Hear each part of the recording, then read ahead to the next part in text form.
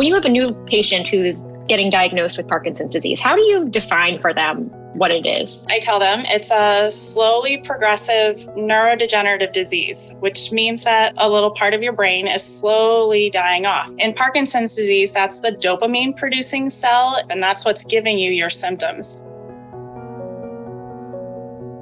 Dr. Nabobi, can you just kind of run me through a list of the symptoms of Parkinson's disease? People know a lot about the motor symptoms of Parkinson's, the tremor, the slowness, the shuffling, the masked faces. People may notice balance is affected, smaller handwriting, which we call micrographia, a reduced volume of speech, so the voice becomes lower. The other part of Parkinson's disease are the non-motor symptoms. Some examples are constipation, anxiety, depression, acting out your dreams, which is called REM sleep behavior disorder. These are some of the signs that we put together when we see a patient to let us know that this is probably Parkinson's. Once you've diagnosed somebody with Parkinson's, what are the different treatment options? Oh, there are many treatment options. So for the motor symptoms, there are dopamine replacement therapies. So because you've lost that dopamine in your brain, we give it back to you. For some of the other non-motor symptoms, we have specific medications that have been approved for those indications in Parkinson's disease as well. What are off periods of Parkinson's and how are they treated? The goal is to keep dopamine in the body, in the brain, at a steady level. But unfortunately, a lot of the medications, the way they work is that you take it and then it goes up and it comes back down. And as it comes down,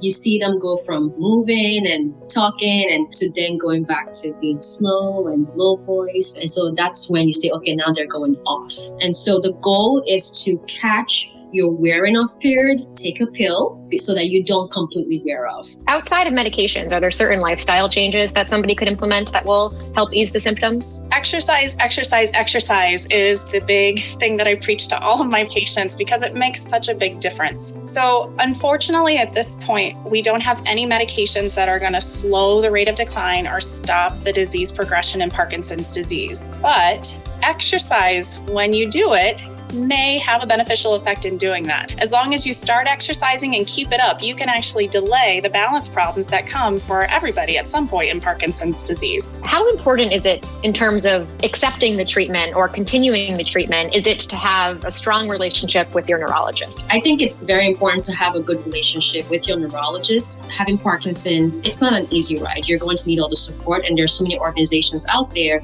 and resources out there, and the neurologist can be the key to connecting you to many of these resources. I would encourage you to get out there, get active, get educated, and then participate in the things that are available for our patients with Parkinson's disease.